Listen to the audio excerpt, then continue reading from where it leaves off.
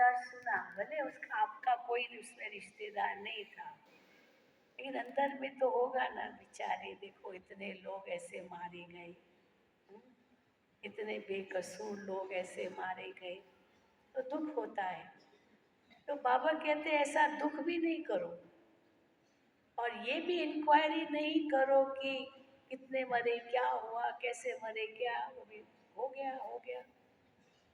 लेकिन ऐसे नहीं कि बेपरवाह बन जाओ, अच्छा मर गए तो अच्छा हुआ, ठीक है, हमारा क्या जाता है, ऐसे भी नहीं। चलो इतनी ताज बड़ी दुर्घटना हुई, तो हम क्या सहयोग दे सकते हैं, अवश्य ये सोच तो चलना चाहिए ना। यहाँ दूर बैठे हम सहयोग क्या दे सकते हैं, इतना ही दे सकते हैं कि हम उनको शांति का दान देंगे, ये सहयोग जरूर दे सकते हैं। लेकिन शांति का दान देने के लिए भी स्वयं शांति की स्थिति में रहेंगे, तब तो शांति का दान दे सकेंगे। अगर हम वो सुनकर अशांत हो गए तो हम शांति का दान कैसे दे सकेंगे। हम्म? हम कई बार कई आते ना, उनका कोई बेटा गुजर गया, पति गुजर गया, पिता गुजर, मतलब कोई भी इनके नज़दीकी संबंधी गुजर जाते हैं, तो वो समाचार हमें देते हैं, बहन जी ऐसे हुआ, लेकिन बड़े दुख से कहते हैं। तो हम उनको कहते हैं कि अच्छा अब इतना दुख उठाया है आपने, आप चाहते क्या हो, उस आत्मा को शांति मिले ना।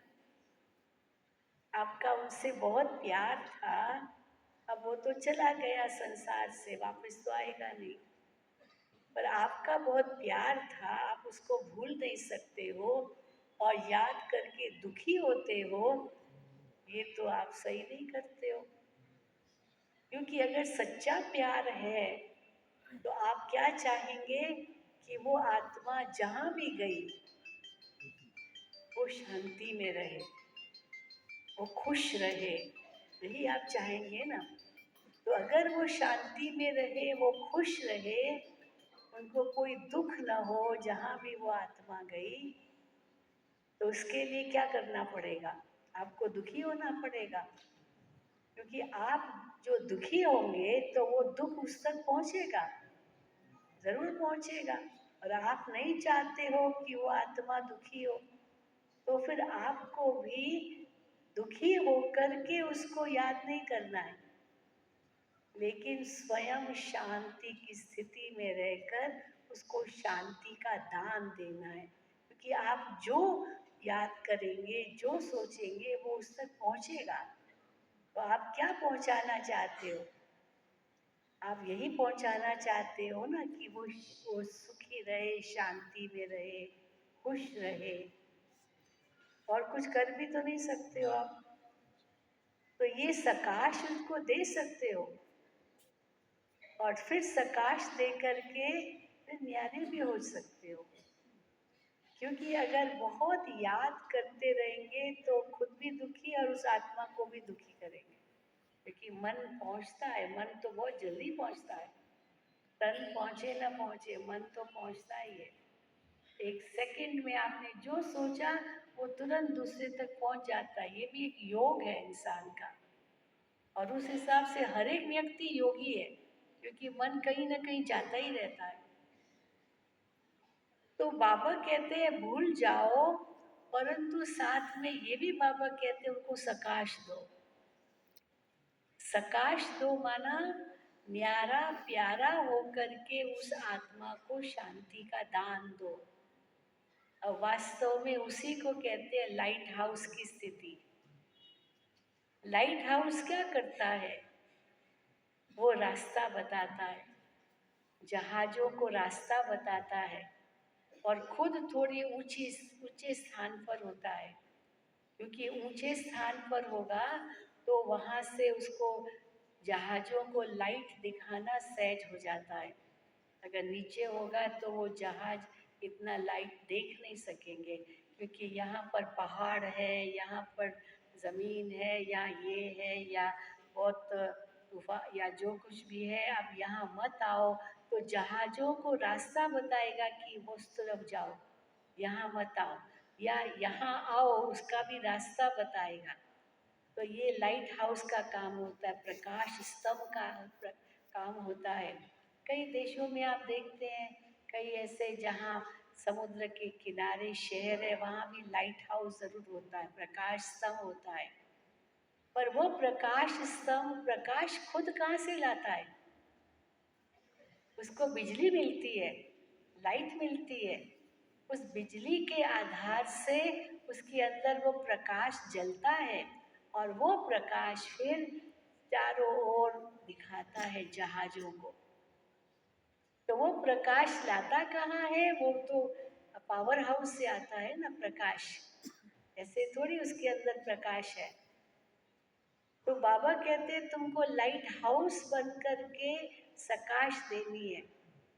कई बार बाबा कहते हैं विश्व ग्लोब पर बैठ जाओ, विश्व ग्लोब, और उस पर बैठ जाओ और बाबा से ऐसी शक्ति लो जैसे बाबा आपको शक्ति भर रहा है और आप दुनिया को दे रहे हो।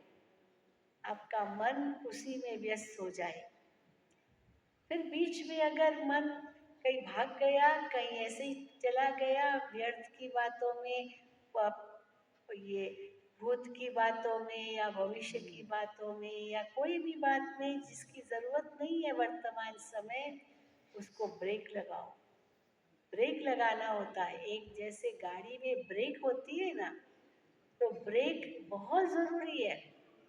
खास करके किसी पहाड़ पर चढ़ने के लिए ब्रेक की बहुत आवश्यकता है। अगर ब्रेक कमजोर है तो पहाड़ पर चढ़ना मुश्किल तो होगा ही, लेकिन बहुत ये नुकसानकारक भी है, क्योंकि अचानक ब्रेक फेल हो जाए तो हालत क्या होगी। तो इसीलिए बाबा कहते हैं ब्रेक बहुत पावरफुल चाहिए। और ब्रेक पावरफुल कैसे होगी? जब एक की लगन में होंगे। जब मेरा तो एक शिव बाबा दूसरा न कोई, ये इतनी पक्की लगन होगी, मेरे सब संबंध एक बाबा से है, ये पक्की लगन होगी, तो हम हद की बातों से उपराम हो जाएंगे।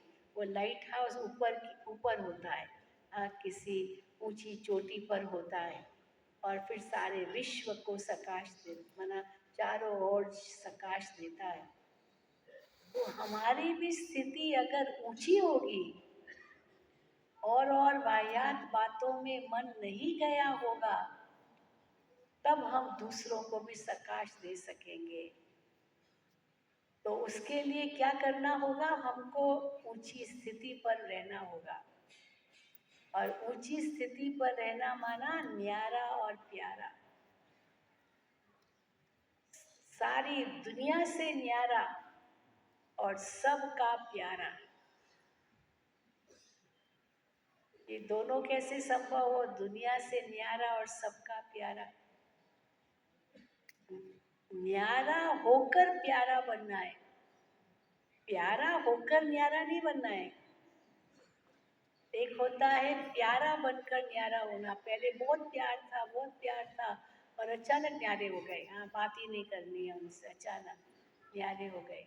अब ये बहुत दुखदाई है। न्यारा होकर प्यारा बनना माना सबके लिए प्यार, केवल एक दो के लिए प्यार नहीं, या सबके लिए प्यार और एक दो के लिए नफरत नहीं, सबके लिए प्यार। क्योंकि सबके शुभ चिंतक है, किसी के भी अशुभ चिंतक नहीं है। शुभ चिंतक होना यही प्यार की निशानी है। अगर अशुभ चिंतक है माना उनसे प्यार नहीं है। अगर किसी से नफरत है तो प्यार थोड़ी होगा। तो कई समझते मेरा केवल एक से ही प्यार है, बाकी से नफरत है, तो वो भी गलत।